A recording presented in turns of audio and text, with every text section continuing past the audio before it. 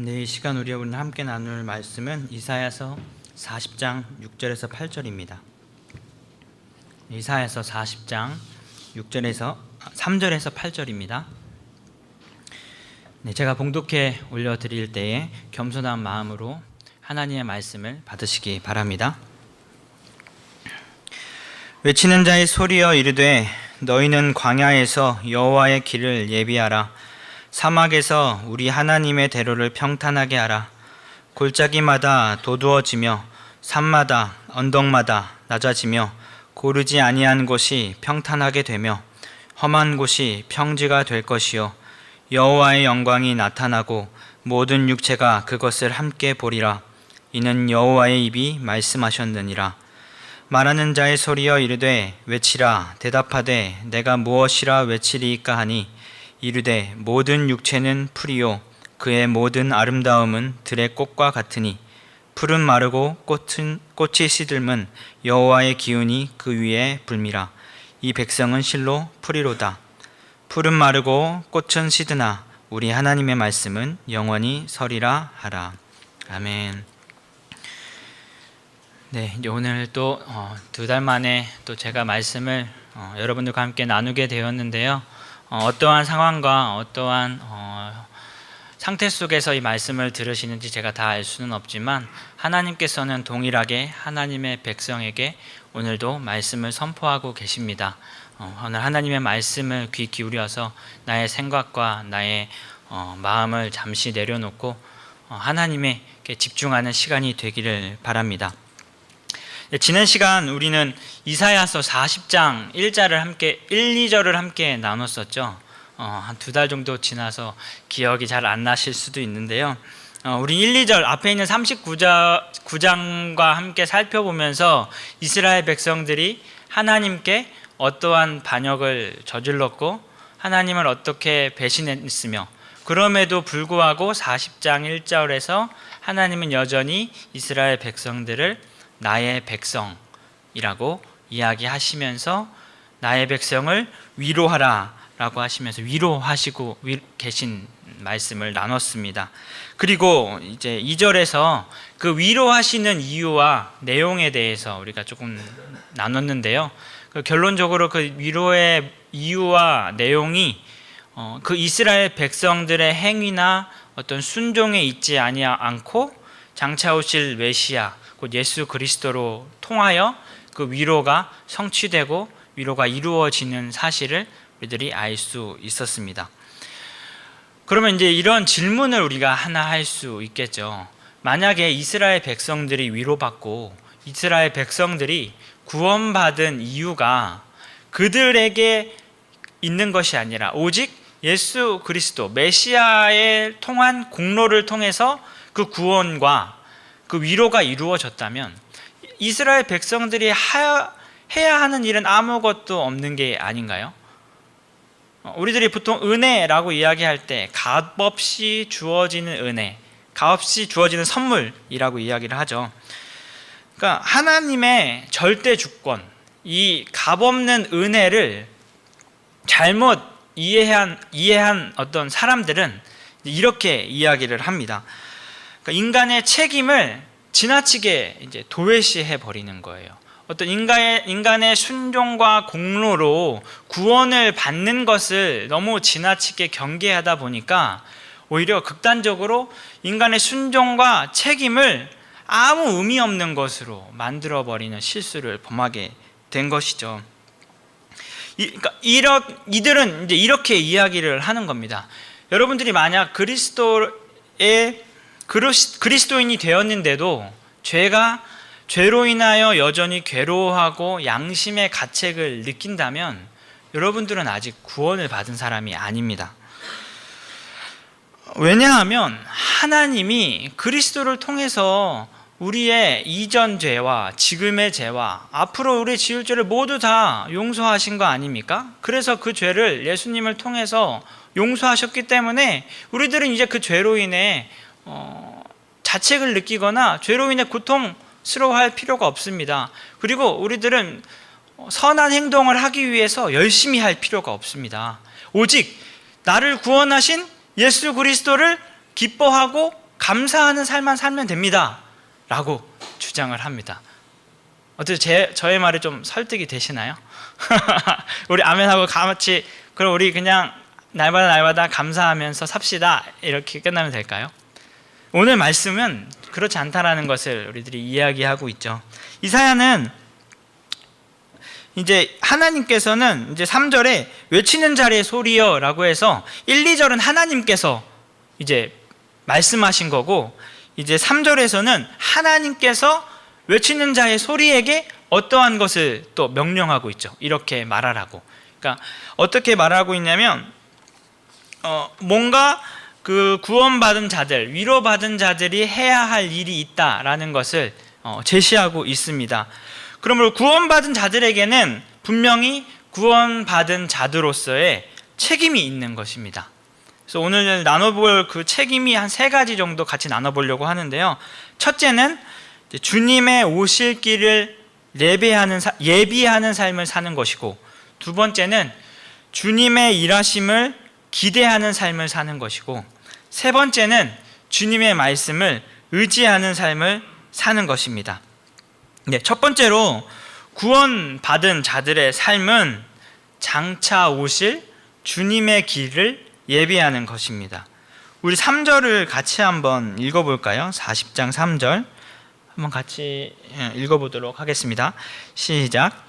외치는 자의 소리여 이르되 너희는 광야에서 여호와의 길을 예비하라. 사막에서 우리 하나님의 대로를 평탄하게 하라.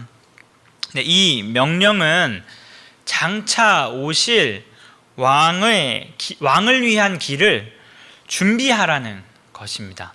3절에 보면 사막에서, 광야에서라는 말이 있죠. 여기서 사막과 광야는 어떤 장애물, 방해물, 그러니까 왕이 오실 때에 어떤 가로막는 장애물과 방해물을 묘사합니다. 그러니까 왕이 지나가는 길에는 어떠한 장애물이 있어도 안 되잖아요. 그렇죠? 그 왕의 백성들이 해야 할 일은 왕이 오시기 전에 왕이 편안하게 지나갈 수 있도록 장애물과 방해물들을 다 정리해야 해놔야 되는 것이죠. 자, 그렇다면 이 이스라엘 백성들은 어떻게 이 길을 예비하고 평탄하게 어떻게 정리하고 제거해야 할까요? 이사야는 정말로 그 예수님이 뭐 이렇게 사막에서 걸어오실 때 그 앞에 뭐 돌덩이 치우고 이런 것들을 이야기할까요? 그렇지 않겠죠. 이사야는 이스라엘 백성들에게 회개함을 통해서 자신의 영적 상태를, 장애물들을 깨끗하게 제거함으로 영적인 준비를, 메시아가 오실 것을 준비하라라고 말하고 있는 겁니다.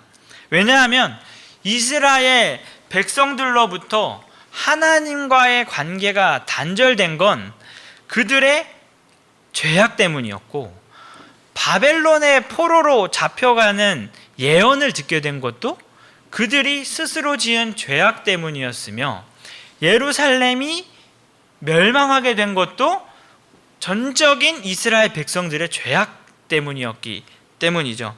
그렇기 때문에 그들은 그들 스스로의 죄악으로 말미암아 하나님과 멀어지게 된 것입니다. 그래서 하나님의 진노 안으로 들어가게 된 것이죠. 그래서 이제 이사야는 다시 하나님과 관계가 회복되기 위해서 이스라엘 백성들에게 여전히 우리를 사랑하시는 하나님에게 돌아가기 위해서, 하나님과의 관계가 회복되기 위해서는 구원받은 너희들, 위로받은 너희들은 너희들의 죄악을 깨끗하게 제거함으로 너희 영적인 상태를 준비해야 돼. 그렇게 메시아를 맞이해야 돼. 이렇게 말씀하고 있습니다. 여러분, 3절에 외치는 자의 소리가 나오죠.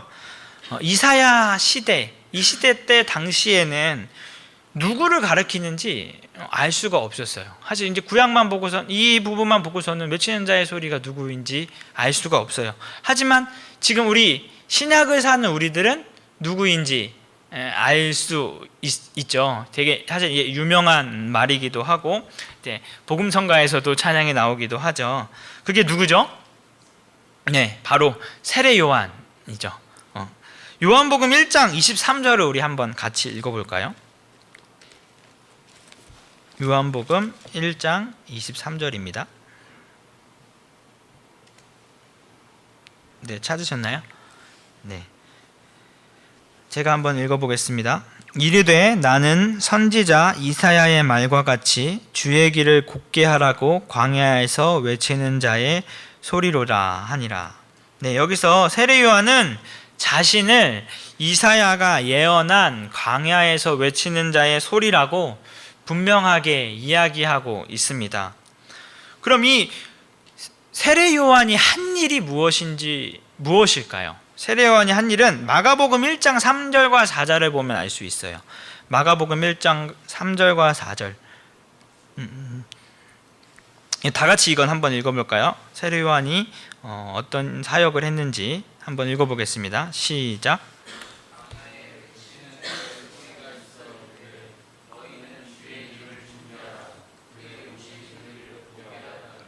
기록된 것과 같이 세례 요한이 광야에 이르러 죄사함을 받게 하는 회개의 세례를 전파하니. 마태복음 3장 8절에도 세례 요한이 한 일이 나오는데요.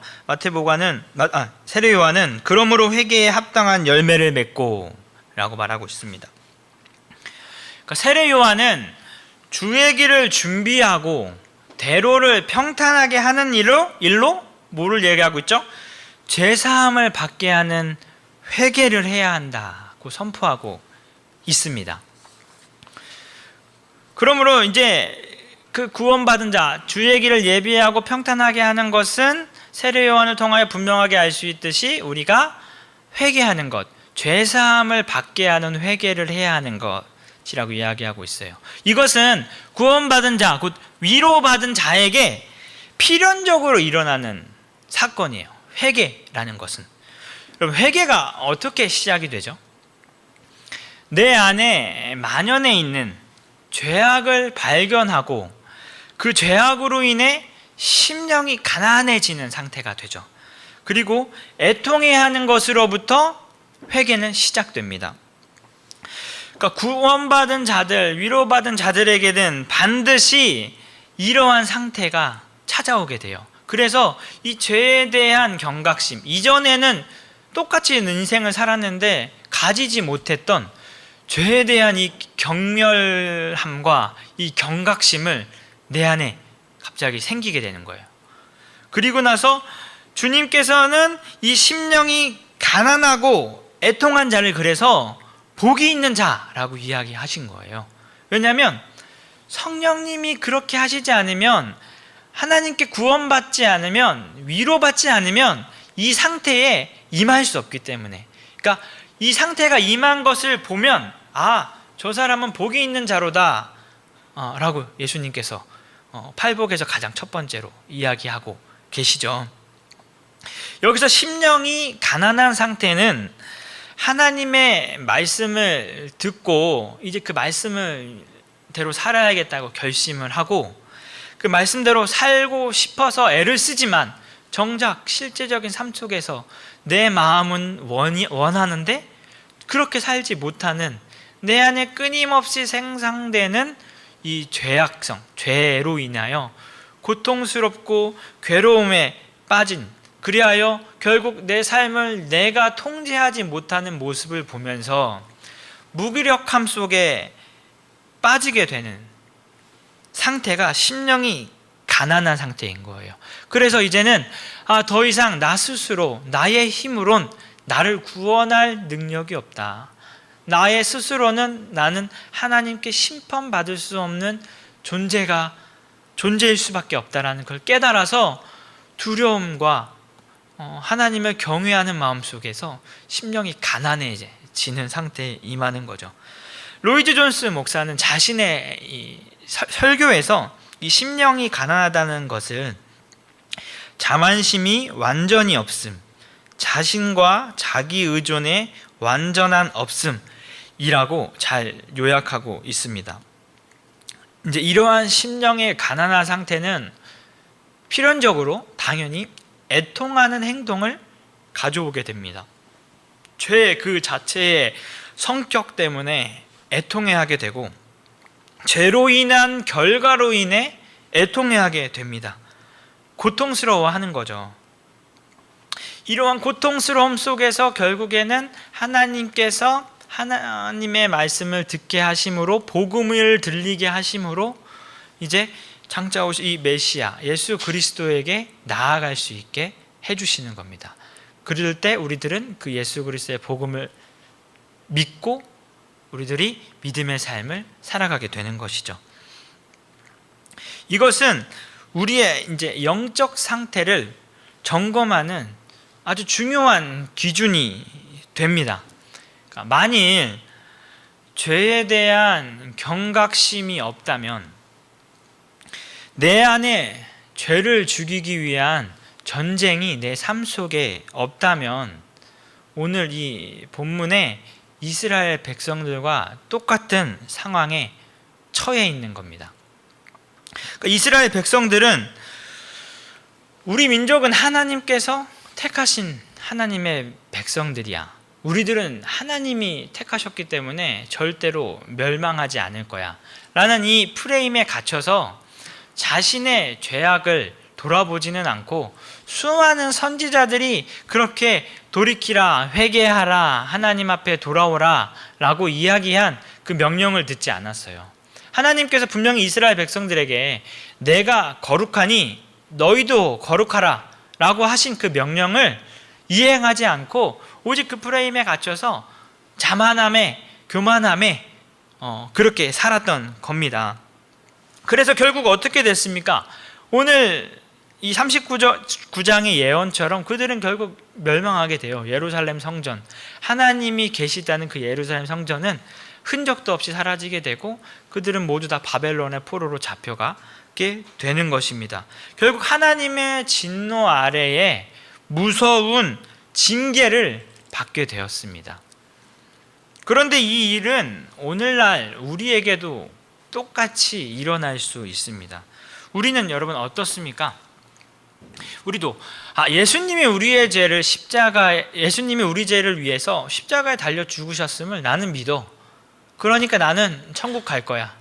이 프레임에 갇혀서 실제적인 우리의 삶은 전혀 돌아보지 않은 채 자신의 종교심에 사로잡혀서 이것이 무슨 내용인지 알려고 하지도 않고, 예수 그리스도, 나를 구원하신 예수 그리스도가 누구인지 알려고 하지도 않고, 그냥 그 명제 하나만을 가지고 평생을 그냥 살아가는 거예요.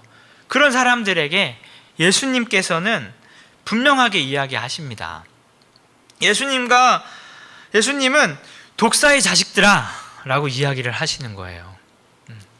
바리새인들, 그렇게 하나님의 율법을 철저하게 지켰던 바리새인들에게 예수님은 아주 화를 내시면서 독사의 자식들아 라고 이야기하시면서 그 다음 뭐라고 말씀을 하시냐면 회개하라 라고 이야기를 하시고 계십니다.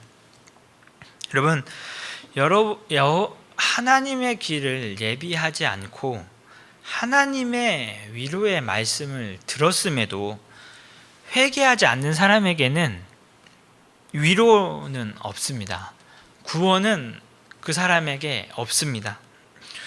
그 사람에게 오직 있는 것은 영원히 꺼지지 않는 불과 유황밖에는 없어요.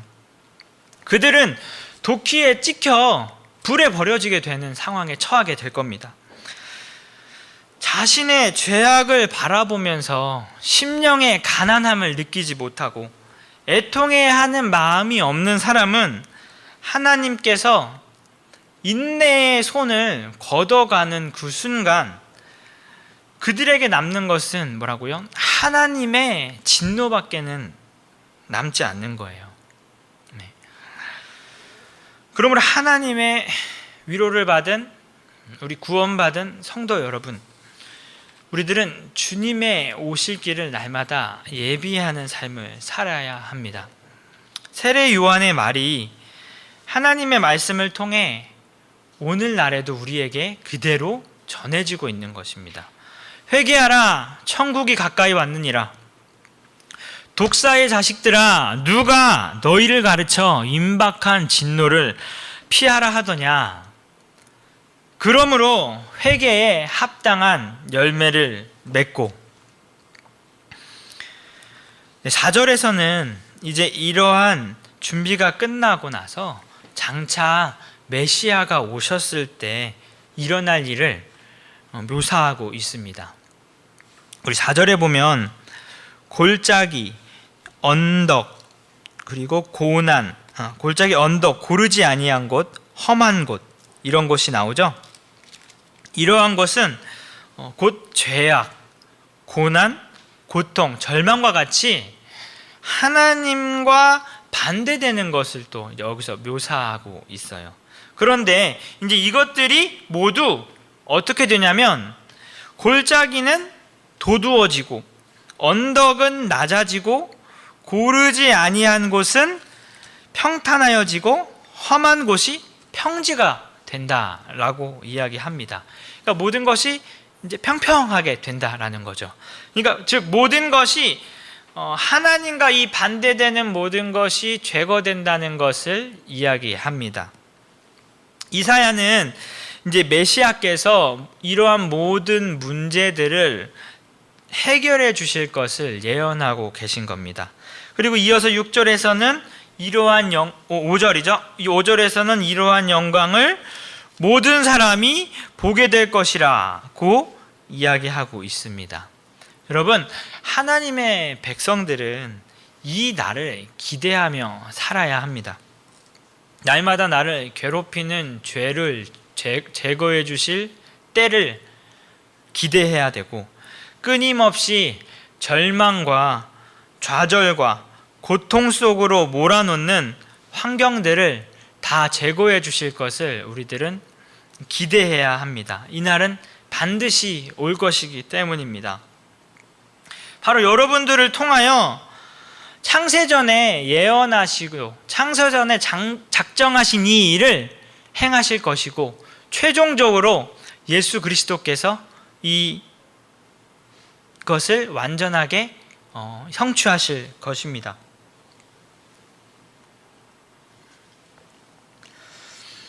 그러므로 이스라엘 백성들은 이날을 기대하면서 왕이신 메시아께서 오실 때까지 자신의 죄악을 제거함으로 거룩한 백성으로 거룩한 왕을 우리들은 맞이해야 되는 것이죠. 이것이 구원받은 자들에게 주어지는 책임이자 구원받은 자들만이 할 수 있는 삶입니다. 이 말씀은 역시 오늘날 우리에게도 유효합니다. 구약의 이스라엘 백성들은 앞으로 오실 메시아를 예비하면서 삶을 살았고, 지금 우리 신약에 사는 우리들은 이미 오셨으나 앞으로 다시 오실 메시아를 예비하는 삶을 살아야 되는 것입니다. 그래서 신약에서도 이러한 명령들로 가득합니다. 그 중에서 데살로니가전서 5장 3절에서 8절을 우리 한번 같이 읽어볼까요? 어떤 명령을, 어떤 우리에게 책임이 주어지는지 앞에 나옵니다. 우리 다 같이 한번 5장 3절에서 8절 읽어보도록 하겠습니다. 시작. 평안하다 안전하다 하되 이만 여자에게 해산의 고통이 이름과 같이 멸망이 갑자기 그들에게 이르리니 결코 피하지 못하더라. 형제들아, 너희는 어둠에 있지 아니하매 그날이 도둑같이 너희에게 임하지 못하리니 너희는 다 빛의 아들이요 낮의 아들이라. 우리가 밤이나 어둠에 속하지 아니하나니 그러므로 우리는 다른 이들과 같이 자지 말고 오직 깨어 정신을 차릴지라. 자는 자들은 밤에 자고 취하는 자들은 밤에 취하되 우리는 낮에 속하였으니 정신을 차리고 믿음과 사랑에 호심경을 붙이고 구원의 소망에 투구를 쓰자. 네, 지금 이 본문에서는 빛의 자녀들에게 뭐라고 권면하고 있습니까? 빛의 자녀들로서 오직 깨어 정신을 차리고 믿음과 사랑의 호심경을 입고 구원의 소망의 투구를 쓰라고 권면하고 있어요. 마치 전쟁터로 내보내는 사람에게 이야기하는 것과 같은 말을 권면을 하고 있죠. 네. 그리고 또 한 개 더 찾아볼까요? 베드로전서 1장 13절입니다. 베드로전서 1장 13절. 이건 제가 한번 읽어드릴게요. 1장 13절입니다. 그러므로 너희 마음에 허리를 동이고 근신하여 예수 그리스도께서 나타나실 때에 너희에게 가져다 주실 은혜를 온전히 바랄지어다. 네. 여기서는 이제 13절에 예수 그리스도께서 나타나실 때 우리에게 주실 은혜를 온전히 바라고 소망해야 된다. 기대해야 된다라고 이야기하고 있습니다. 여러분, 그러므로 우리는 죄와 싸움에서 멈추지 말고 허리를 동여매고 허리끈을 근심하여서 예수 그리스도께서 다시 오실 때를 소망하면서 그 영광을 온전히 보기를 기대하는 마음으로 우리는 삶을 살아야 되는 것입니다. 여러분, 우리는 왜 이러한 삶을 살아야 되죠? 네, 우리는 구원받은 자들이기 때문인 거죠. 그럼 구원받은 자들은 어떠한 존재들일까요? 여러분들은 하나님의 어떠한 존재들일까요? 우리들은 죄의 종노릇하던 우리들을 그리스도의 피값으로 사셔서 이제 율법의 정죄에서 이제 벗어난 거죠. 그래서 이제 하나님의 은혜로 값없이 의롭다 하심을 입은 이제 의로운 자가 된 사람들인 것입니다.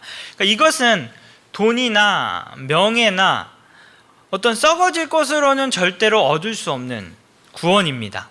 오직 예수 그리스도의 피값으로 얻을 수 있는 것입니다. 그러므로 이제 그리스도로 말미암아 이제 하나님께 구원을 받은 우리들은 어떤 고백을 하게 되냐면, 이제는 이제 내가 사는 것이 아니요 내 안에 살아계신 예수 그리스도로 말미암아 산다라고 고백을, 바울과 같은 고백을 하게 되는 거예요. 여러분, 그렇다면 만약에 우리 안에 내가 아니라 이제 예수님이 산다라고 한다면 우리들은 아까 말한 그 죄를 미워하는 쪽으로 당연히 갈 수밖에 없지 않겠어요? 우리들이 율법을 지키는 것은 이제 어떤 혹자들은 세상 사람들은 그렇게 얘기해요. 야, 교회를 다니면 이것도 못하고 저것도 못하고 우리 너무 못하는 게 너무 많지 않냐? 그렇게 맨날 이렇게 그런 너무 이렇게 힘든 자유를 빼앗기는 삶을 사는 거 아니냐라는 질문을 많이 합니다. 근데 우리들은 죄를 미워하는 거, 말씀대로 사는 게 전혀 자유를 빼앗기는 게 아니고 우리는 그 안에서 자유를 누려요. 우리들은 죄에서의 자유를 누리는 거예요. 우리는 죄를 짓지 않고서는 살 수 없는 세상 사람들과 다르게 우리들은 죄를 이길 수 있는 힘을 이제 얻은 거예요. 뭘로? 예수 그리스도의 피값으로 얻었기 때문에, 그리고 우리 마음속에 이제 예수 그리스도가 살기 때문에 죄가 없으신, 죄를 지을 수도 없으신 예수님이 우리 안에 계시기 때문에 우리들은 죄와 예수님이 공존한다라는 것은 있을 수 없는 일이기 때문에 우리 안에서 아까 말한 그 가난한 마음과 애통하는 행동들이 나오게 되는 거예요. 그래서 그것들이 하나의 우리가 구원받은 자로서 자라는 것을 예표할 수 있는, 알 수 있는 하나의 시금석이 되는 것이죠. 그래서 여러분, 다시 한번 말씀드리지만 마음속에 죄를 미워하는 마음이 없다면, 죄에 대한 경각심이 없다면, 그리고 하나님의 말씀을 벗어나 사는데도 이게 하나님의 말씀이 아니라는 것을 알매도 불구하고 그렇게 하나님을 향한 두려움 없이 그렇게 사는 사람들에게는 그리스도 안에 거한 사람들이 아닙니다. 그리스도 안에 거하지 않으면 그 인생은 언제나 하나님의 무서운 진노 아래 있고, 아까 말한 대로 하나님이 손을 놓는 순간 순식간에 바닥으로 미끄러져서 다시는 일어날 수 없게 되고 영원한 심판 앞에 심판만이 그들을 기다리고 있음을 깨닫고 우리들이 다시 한번 우리의 죄에 대한 경각심을 가지고 이 싸움을 끊임없이 해 나아가신 여러분들이 되기를 원합니다. 이것이 곧 6절에서 8절이 말하고 있는 하나님의 말씀의 의미입니다. 여러분, 세상의 모든 것은 풀과 같고 꽃과 같이 시듭니다. 역사 속에 어떠한 강대국도 영원한 건 없었습니다. 성경에 나오는 아수르, 바벨론, 페르시아, 로마와 같이 그 당시에는 도저히 이 나라는 정말 멸망할 수가 없겠다, 무너질 수 없겠다 한 나라도 결국엔 멸망했어요. 무너졌어요. 왜냐하면 7절의 말씀처럼 여호와의 기운이 그 위에 부는 순간 한순간에 그들은 멸망해 버리는 거예요. 여호와의 기운이, 성령님의 뜻 가운데에 그들을 멸망하고자 하는 순간 그들은 한순간에 멸망하는 거고, 이스라엘 백성들을 위로하기 위해, 징계하기 위해 그들을 사용하고자 하시면 그들은 또 성령님이 그들을 일으키는 것입니다. 그러므로 그들은 순식간에 미끄러져 바닥으로 곤두박질치고 절대로 다시 일어나서 역사 속에서 모두 사라져 버리고 말았습니다. 이것이 풀과 같은 인생, 꽃과 같은 인생, 구원받지 못한 사람들의 인생입니다. 그러나 이제 구원받은 사람들의 삶은 다르죠. 어떠한 상황이 와도, 어떠한 환경이 와도 영원히 굳건하게 서 있을 수 있습니다. 왜냐하면 영원한 말씀이신 예수 그리스도께서 우리의 반석이 되시기 때문입니다. 이것이 그리스도인과 세상 사람들의 가장 구별되는 큰 차이점이에요.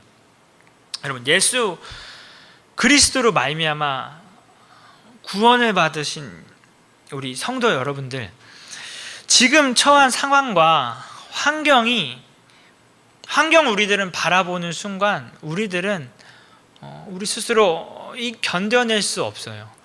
우리는 앞에 홍해 바다가 있고 뒤에 이제 갑자기 애굽 군사들이 쫓아오는 그 순간 우리들은 진퇴양난의 사실 시간을 항상 걷고 있잖아요. 우리들의 생각으로는 이 문제를 어떻게 해결해야 되지? 이 상황을 어떻게 해야 될지 우리의 지혜로는 도저히 헤쳐나갈 방법이 없어요. 그럴 때 모세가 했던 것과 같이 우리들은 믿음의 지팡이를 들어서 하나님께 높이 올려들어서 하나님을 의지할 수 있는 거예요. 그러면 하나님이 진퇴양난의 상황 속에서 우리들은 상상도 없었던 길을 만들어 주시는 겁니다. 바다를 갈라서 그 바다 위를 걷게 하셔서 그 상황을 지나가게 하시고 하나님의 백성들을 구원해 내시는 겁니다. 예수 그리스도께서 우리에게 보내주신 성령님을 우리는 모두 믿고 그 성령님께 우리의 삶을 맡겨드려야 됩니다. 왜냐하면 결코 우리를 죽게 하시지 않습니다. 생각지 못한 방법으로 우리를 인도해 내시고 우리들을 하나님의 거룩한 백성으로 만들어 내실 것이기 때문입니다. 여러분, 감당치 못할 시험은 우리에게 주시지 않는다는 이 하나님의 말씀을 여러분들 믿으십니까? 모든 것을 합력하여 선을 이루시는 하나님의 능력을 믿으십니까? 이것을 믿는 것이, 이것을 기대하고 의지하는 것이 구원받은 자가 살아야 하는 삶입니다. 그러한 삶을 사는 구원받은 자들에게 넘치는 성령님의 능력을 우리 하나님께서 경험시켜 주실 것입니다. 여러분, 구원받은 자, 위로받은 자의 삶에는 분명히 할 일이 있죠. 회개해야 되고 기대해야 되고 하나님을 의지하는 것입니다. 여러분들은 이 일들을 삶 속에서 매일 하고 계십니까? 여러분들의 죄악들을 바라보면서 계속해서 내 안에서 만들어지는 죄악. 칼빈은 이런 말 하더라고요. 내 안에서는 죄를 생성해내는 공장이 있다. 그 공장을 계속해서 제거해 나아가는 싸움을 매일매일 하고 계십니까? 모든 고통과 절망과 죽음을 무릎 꿇릴 이 만물의 왕이신 예수님이 오시는 것을 날마다 기대와 소망함을 가지고 살아가고 계십니까? 그 왕이 우리에게 주실 은혜를 바라고 기대하고 계십니까? 사실 이거는 정말 쉽지 않은 일 같아요. 이것들이 내 머리와 내 생각으로 마음으로 말씀을 듣고 말씀을 읽을 때는 아는데, 실제적으로 삶에 어떤 어려움이 부딪히고 삶의 고통이 다가왔을 때 내가 먼저 내 안에 나오는 건 아까 말한 대로 신앙이 먼저 나오고, 이 믿음, 이 의지, 기대가 아니라 불만과 불평과 죄악성이 나오게 돼요. 그래서 내가 조금 나를 불편하게 하는 말과 행동을 누군가가 나에게 하거나 어떤 상황이 일어나게 되면 그것을 정죄하고 비판하고 그 상황을 탓하면서 나를 보호하기에 바쁜 상황에 처하게 되는 거죠. 그리고 나서 누군가를 미워하는 일이 우리에게는 더욱 쉽고, 누군가를 손가락질하는 일이 더욱 쉽습니다. 그러나 우리들은 그럼에도 불구하고 끊임없이 그러한 내 모습을 보면서 하나님께 나아가는 삶을 살아가야 하는 것이죠. 그것이 오늘 말한 여호와를 의지하는 거예요. 항상 우리들이 거룩하게 살고 우리들이 항상 죄 안 짓고 착한 사람으로 살아가는 게 당연히 그것이 필요하지만, 그것을 지향해야 되지만, 그렇게 살았을 때만이 하나님을 의지하는 게 아니고, 우리들이 실패와 좌절을 경험했을 때 그때 하나님을 바라봐서 하나님께 손을 내밀고 하나님 도와주세요 할 수 있는 그 믿음도 하나님을 의지하는 것입니다. 네. 그래서 우리들은 그 하나님을 의지하는 삶을 살아야 됩니다. 여러분들은 이런 하나님을 의지하는 삶을 살고 계십니까? 여러분들은 무엇을 의지하며 살고 계십니까? 여러분들의 생계를 유지시켜주는 직장을 의지하고 살아갑니까? 아니면 여러분들이 가지고 있는 지식입니까? 아니면 아내, 남편, 자식을 의지하고 살아갑니까? 그것들은 모두 마르고 시들 것입니다. 그리고 그것들을 의지하고 살다 보면 나에게 쌓여지는 건 상처와 고통만이 있을 거예요. 우리의 상처와 고통은 사실 날마다 매일매일 있습니다. 세상이 우리에게 줄 수 있는 건 위로와 안식이 아니라 고통과 좌절과 절망뿐이에요. 그런데 우리들이 이 매일같이 받는 이 고통과 좌절 속에서 우리들이 면역력이 있으면 그 고통과 좌절을 능히 이길 수 있는데, 우리들이 그 면역력을 가지지 않는 순간 우리는 그 고통에 쓰러지고 넘어지게 되는 거예요. 그 면역력이 뭐냐면 오늘 말한 영원하신 하나님의 말씀이라는 거예요.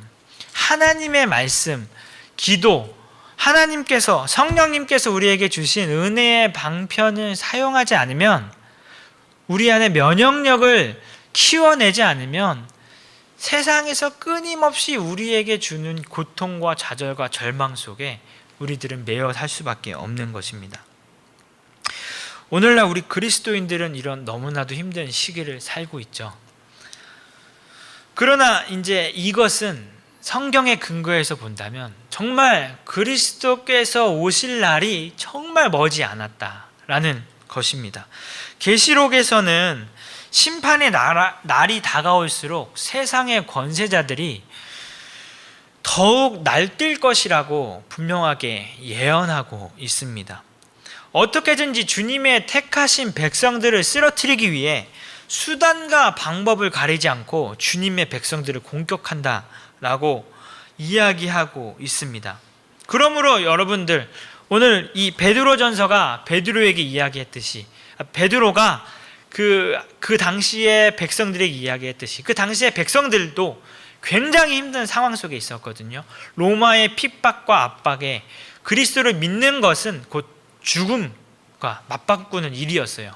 그 상황 속에서 베드로가 했던 말처럼 우리들은 허리를 동여매고 근심함으로 거룩함을 지키는 일에 힘써야 되는, 예수 그리스도께서 묵묵히 그 고난의 십자가를 짊어지시고 그곳에 달려 죽으심으로 말미암아 하나님의 기쁘신 뜻을 온전히 이루었듯이, 이제 우리도 그리스도가 짊어지신 십자가, 우리의 십자가를 짊어지고 묵묵히 그리스도께서 가신 그 길을 살아내야 하는 것입니다.